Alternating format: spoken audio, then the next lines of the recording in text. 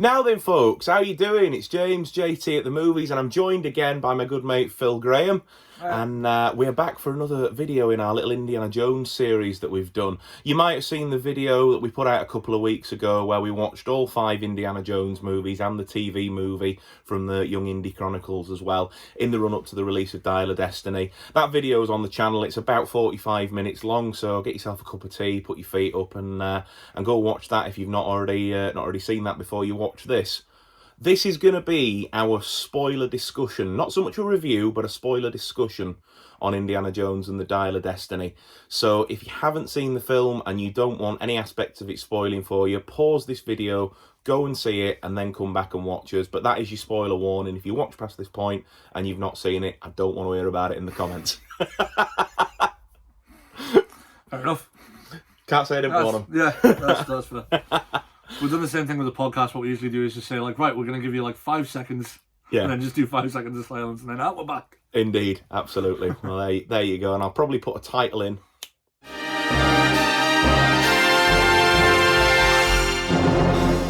First things first, if you have seen our other vlog, you'll know that we love this film. If you haven't seen it, we love this film. We absolutely do. It was superb. I had the best time watching it, and I was really worried that they were going to do a lot of things that they do with these heroes at sunset sort of movies, like Logan, like No Time to Die, like Han Solo in the sequel trilogy, like Iron Man in Avengers Endgame, and they completely flipped that on its head, and they gave us a traditional Indiana Jones adventure. The start of the film takes place in 1944, and we meet up with Indy and a chap called Basil Shaw, who are looking to basically liberate treasure from the Nazis at the fall of the war, and they end up in a great battle on top of a train, and it's where we're introduced very briefly to the film's villain Voller, played by Mads Mikkelsen, and we learn about the film's MacGuffin, which is the titular Dial of Destiny. Yep. And basically the dial is believed to be a time machine. Yeah, so it's been invented by Archimedes right back at the beginning of science. And yeah, they've sort of figured out that this thing can find, what do they call them, fissures in time? Fissures in time, yeah. So, like, opportunities to travel through time. It can predict where they are and exactly when they're going to happen, and yeah. And a bit later on in the film, it sort of shows that there's dates on there that sort of like coincide with the moon landing and things like that. And then there's a moment in time that's set a few days after the moon landing, which ultimately ends up being the climax of the film. But I thought it was quite an interesting way to do the sort of the time travel thing. And did you ever catch the Nick Cage film, Knowing? No, I haven't seen it. Oh, well, it's a similar plot. Okay. But I quite like the concept of it. So anyway, we flash forward then to the late 1960s, and the first things that we learn about Indy is that he's retiring because he's in story at the age of 70. He's moved to New York after he's separated from Marion because they ended up having marital troubles after Mutt enlisted in the Vietnam War and was killed.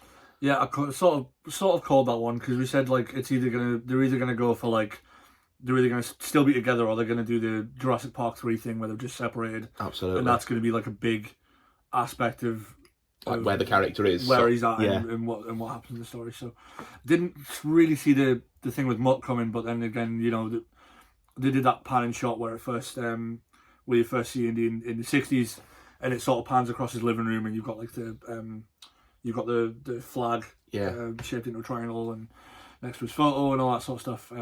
So yeah, I thought that was an interesting way to do it, and they played it quite tastefully rather than them saying, rather than them going into detail about it or showing it happening. Or, yeah, because there's a scene sort of where the bad guys turn up. There's a scene, the sort of the bad guys working for Voller in this. There's Boyd Holbrook, who's the main one, and then there's a few other goons. And then is she called Shanae Wilson? I might have got the name wrong, but she's the CIA agent who's trying to keep the bad guys in check. And they're all after the character of Helena, played by Phoebe Waller-Bridge. Helena's after Indiana Jones, and it sort of becomes this cat and mouse thing through the streets and the subways in New York. And then after that sequence, there's the bad guys kill some folks along the way, and Indy gets accused of those murders. And it was just a news broadcast, wasn't it? Yeah, that was quite interesting. They sort of went, Henry Jones is wanted for murder, and he's recently separated from his wife, and his son was killed in the Vietnam War. So they kind of get a bit of exposition out of the way without, which I thought was quite clever. 'cause Yeah, I liked it as well. It's not so easy to do it like that, but No, absolutely. And like I say, it just really sort of explains why he's so mopey and so miserable and living in a, you know, a little crummy New York apartment sort of thing when he had this grand house back in wherever, you know, and watching TV in his pants at 8 in the morning and shouting at the neighbours. yeah, absolutely. All that sort of stuff. I really liked that because they didn't Yeah. shy away from the fact that he was old man Indy Yeah. sort of thing. Like, you know, he wasn't trying to be, you know, Indiana Jones in his 30s and 40s like he was in the 1980s. Because they kind of did that a little bit with Crystal Skull. Like, they did play into the age a little bit, but they also tried to have him still be as good as he was, didn't they? Yeah, because what I quite liked about that, and they did do it with this movie a bit as well, is that it's like he's sort of still trying to do the same things that he did in the previous ones, but then like his, you know, his back's a bit sore and his legs don't work like they did. And there was like a really nice Temple of Doom reference as well. There's one point where they're scaling a cliff to try and get into a cave, and he's stuck halfway up, and she's like, this is Helena's character, because they sort of have an unlikely team up. They end up having to team up to escape a common evil sort of thing, and she's like, "Why are you stopping?" And he's just like, I'm just thinking, and, thinking about the days of old. Yeah, sort of thing. And he's like, she's like, well, what do you mean you're struggling with it? And he's like, look, you're half my age, and you've never been tortured with voodoo and had to drink the blood of Kali. And shot 9 times and whatever else. Yeah, including once by your father. I love that. It was just really nice to see them sort of play, you know, or pay homage rather to you know, to what had come by. So Indy ends up on the run with the help from Salah, which was really nice to see him back in it, wasn't it? Cool, yeah. And short-lived appearance, but still, it was perfectly done in my opinion. Yeah. And I think the fact that he also came back at the end was quite nice as well. We'll get to that. But he ends up in Tangier as Indy, where he ends up meeting up with Helena again and her young sidekick, who was a bit short round-esque, a chap called Teddy. Yeah. And the three of them, I thought, worked really well together.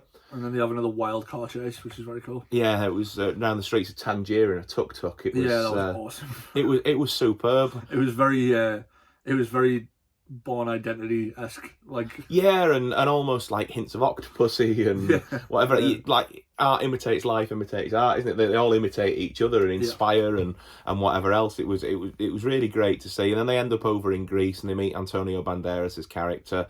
And again, it's a short-lived cameo, but he serves the plot well. Yeah, he was great. And then ultimately they end up in Sicily, where the climax of the film takes place. Now, this is where, in the climax of the film, I think it might lose some people. And I know that had they not handled it right according to my taste and according to your taste, it might have lost us. Yeah, I think so. But we were both, as we said in the spoiler-free thoughts in the marathon video, sort of clinging to the edge of the seats, just been like, don't muck this up. Yeah. So what they do, Please be folks? careful. Yeah, please do it right. But Volo, the villain, confirms that the dial, when used correctly, is a time machine. And his plan, you're probably better at explaining his plan than I am, but his plan's to go back, isn't it? So his plan is like one of the things when I said earlier on about the cliches being turned on the head, it's like that. It's like it's basically the kill Hitler idea. But obviously, like in most time travel scenarios where somebody's going to go back and kill Hitler, there's a paradox, because when you go back, then World War II would never have happened, and you would no longer have like the motivation to go. I'm a bit obsessed with time travel. Oh, absolutely, yeah. Time travel paradoxes and stuff fascinating me. They flipped it on its head with this one, where he's going back because he knows every mistake that Hitler made. Yeah.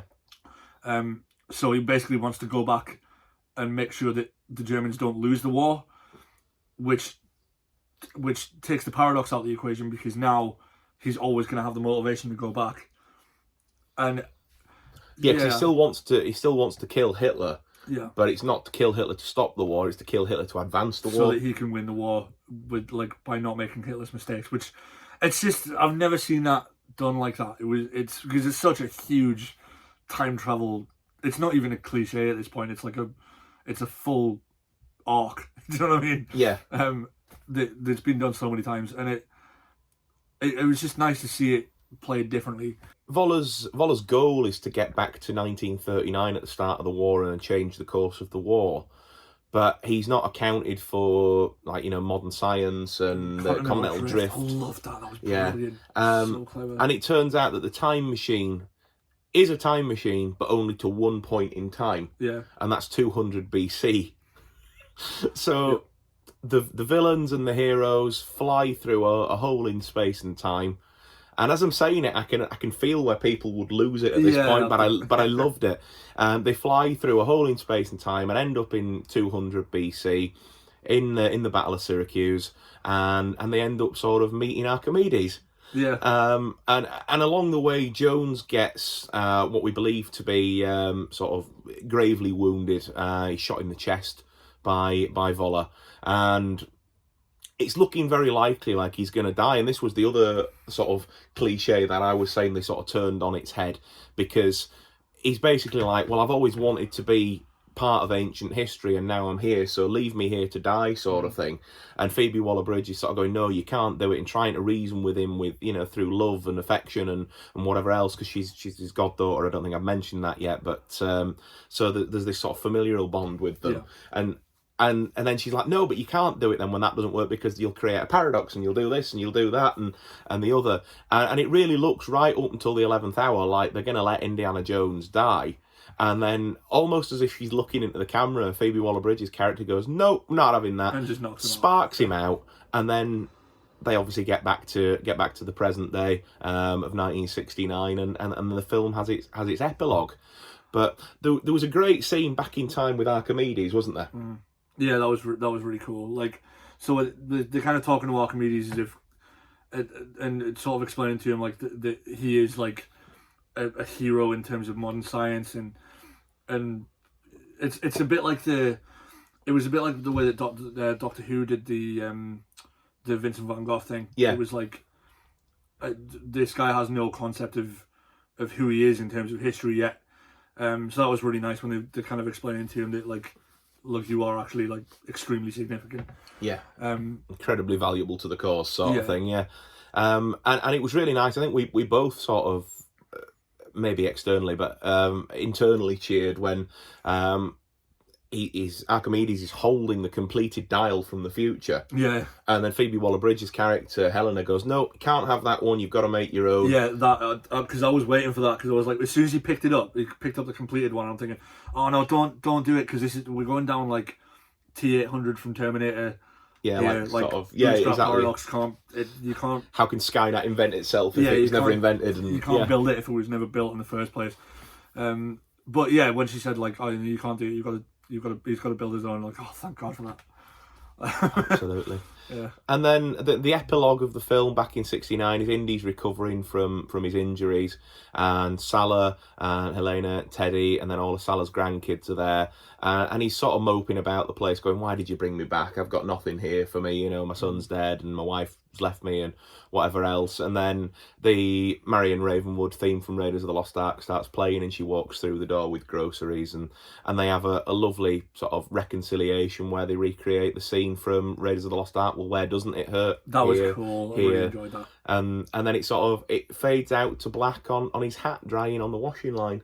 Well, he grabs it. He grabs it, doesn't he? Yeah. It was a lovely ending. It really was. It wasn't even, because it doesn't fade to black, does it? It does the circle thing, which is just like, that's so cute.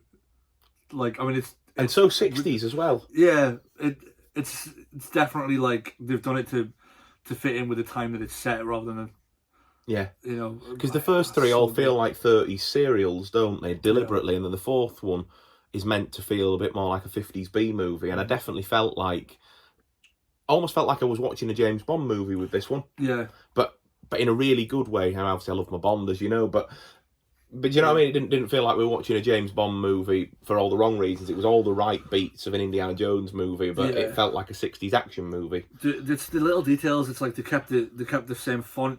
I know that sounds ridiculous, but they kept the font in the opening credits. Yeah. They did the plane and with the red line bit, which I love. Yeah, and even though the production companies have changed now and it's not exclusively Paramount, they still did the opening credits fading into something that looks like it in the film, didn't they? Because it's Lucasfilm that opens it now, and then they faded that into a lock on a door, and it was just like, like you say, they did all the right beats were there. Yeah, they did. They kept a lot of they kept the classic indie stuff. In the same way that, you know, where you look out for the classic Bond stuff, you look out for the bullet and the blood coming down the screen in the intro and. Yeah, and the catchphrases and whatever else, or you look out for the tropes in Star Wars and things like this. They didn't shy away from the fact that they were a franchise film, which sometimes these franchise films seem almost reluctant to do now, especially with some of the Craig Bond films. Yeah, well, they want to sort of go against the grain a little bit. But you know. But James Mangold and crew respected the source material that they had here, and made a film that fits perfectly within the canon of everything. So it really was superb for me. My biggest critique with it was some of the CGI was a bit hokey. Yeah. But you know, and I can understand that maybe that third act will lose some people. But my rebuttal to that would be that it's no more fantastical than meeting, you know, a knight that's lived for 700 years and knew Jesus. It's no more fantastical than opening the ark that holds the stones the Ten Commandments are scribed in. Yeah, you know, or ripping out a guy's heart. Or meeting aliens or whatever. And it's always baffled me with Crystal Skull, and I suppose it'll probably, in the fullness of time, be similar with this, that folks are so willing to accept the fantastical elements from a sort of a religious standpoint in the first three. Yeah, but can't suspend belief when it comes to aliens. Yeah, when it comes to something a bit more maybe science fiction or whatever. But for me, and I think for you as well, Phil, we went into it and were fully prepared to commit ourselves to absolutely. Yeah, you know, 100%. to what, you know, whatever they were, you know, going to throw at us. And I think you made the really valid point when we were talking about it both in this and last night about the fact that they did the work to make sure that the paradoxes and things weren't there, so that what they were doing would land. Yeah, they've really thought it through. I mean, like, as I say, I'm really picky about the time travel stuff, and they made a really good job of it. They made an effort to almost make it look like they were going to do the paradox thing, and then turn it around. Just I suppose it's an act of like drawing people's attention to the fact that they actually do know what they're doing, which I like. Absolutely, yeah. Really great stuff. We'll talk very briefly before we wrap this up about some of the cast, and then any final thoughts, and then we'll probably wrap this up at around the 20-minute mark. But Harrison Ford was spectacular. He slipped back into the jacket and the fedora like he'd never been away from it, much the same as with Crystal Skull. I think there was a lot of worry, and I'd be lying if I didn't say that I was a little bit worried myself about Phoebe Waller-Bridge coming on board, just knowing that she was heavily involved in shaping Where No Time to Die went. Yeah. And the fact that I knew she'd been involved in shaping the story and was a co-lead in this, I was a little bit like, I'm not sure. But she was superb, wasn't she? Good. Yeah. Really enjoyed her character. It was lovely to see the likes of Marion and Salah back for brief cameos. It really helped make it feel part of the family. Yeah. Didn't it? Mads Mikkelsen was delightfully evil, and just comically over the top at points as his You just as his can't villain. go wrong with him. Like, he's so well practiced at this by now. You know, I mean, he's played a Bond villain, he's played a Harry Potter villain, well, like a Harry Potter extended universe villain. You just can't really. He's played Hannibal Lecter. Yeah, he just knows his. He knows his stuff, doesn't he? He does indeed, yeah, and he just fit the bill. He understood the assignment, as the kids are saying. Yeah. And yeah, it was brilliant. The rest of the supporting cast, the likes, say, of Boyd Holbrook, and I'm forgetting the other names that are in there. Toby Jones, yeah. Antonio Banderas was great. Antonio Banderas was absolutely spot on as well. Everybody was pitch perfect, really, with where they needed to be. So I'm really happy with it. And James Mangold, if by chance you see this, thank you. Yeah. Spot on, mate. Have you any final thoughts on it, Phil? Are we talking favorite? Are we talking favorite bits? Yeah, anything. The horse on the subway. Because I'd said that last night when we came out the cinema. I was like, there's a horse on the subway. That was exceptional. That the chases generally because there was two kind of big chase scenes. You got like the foot chase happening in New York, and then the big car chase in Tangier. But yeah, the horse on the subway. That was exceptional. It was just the most Indiana Jones thing I've ever seen in my life. Like, it was so good. It was spectacular, wasn't it? I really had a lot of fun with the diving sequence. That was cool. Yeah, that was a lot of fun. I had a lot of fun with that. It's very tense. It was very tense, wasn't it, as well? Yeah. And I liked how they called on the, oh, well, there's eels in these water. Yeah. Oh yeah. Sea snakes. And he's he's terrified of snakes. And that was a nice play on that. And again, that felt very Bondian. Sort of the bad guys jumping on the boat. It felt a bit like, For Your Eyes Only. Yeah. A little bit sort of thing, and then stuck under the water. I'm like, right, what do we do? I loved the subway chase as well. I thought that whole sequence in New York was great. I did enjoy the third act, and when they went back in time, I thought it was great fun. And like I say, I cheered when she sparked him out, and it was like, thank God they're not killing him. One of my favourite moments, and I really enjoyed it, was when you finally realise what he's actually like, what Mads Mikkelsen's actually planning. Yeah. And like when because I had a really bad feeling because we're going back to 1939, and I'm like, oh no, they're gonna do Kill Hitler paradox. But when he explained it, and he's like, and he says, I know I've seen every mistake that he's made. Like, we didn't, because he says earlier on in the story, like, you didn't win the war. We just Hitler, lost. Hitler lost. Yeah. And immediately I'm thinking, oh wow, right, okay, this is different. Like, this is okay. Somebody's really that feels like that's been the initial idea, and somebody's thought a film through around it. Yeah.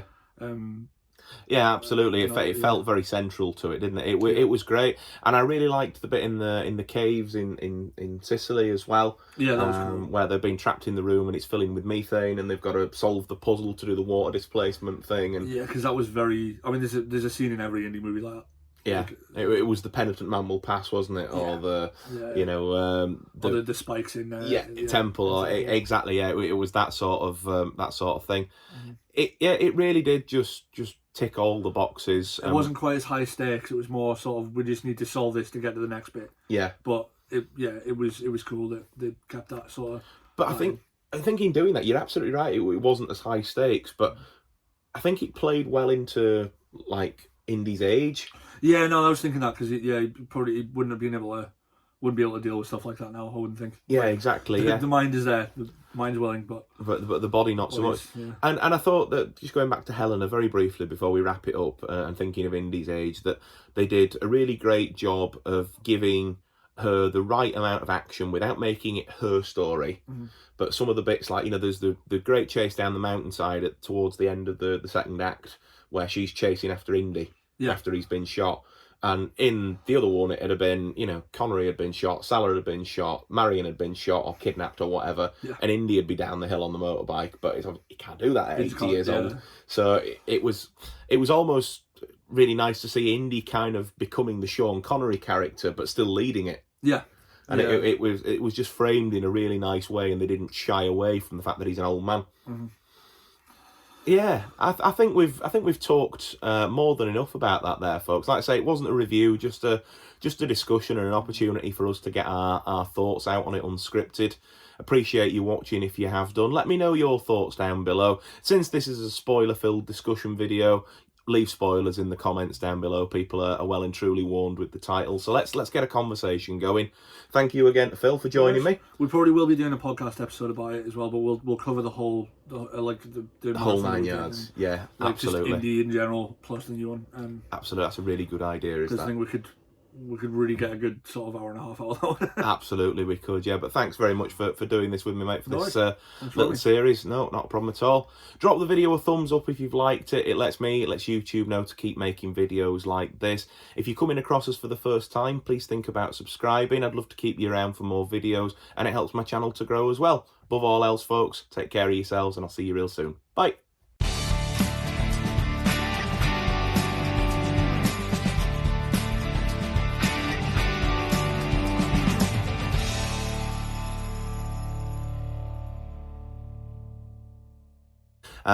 There we are. Pilgrims in an unholy land.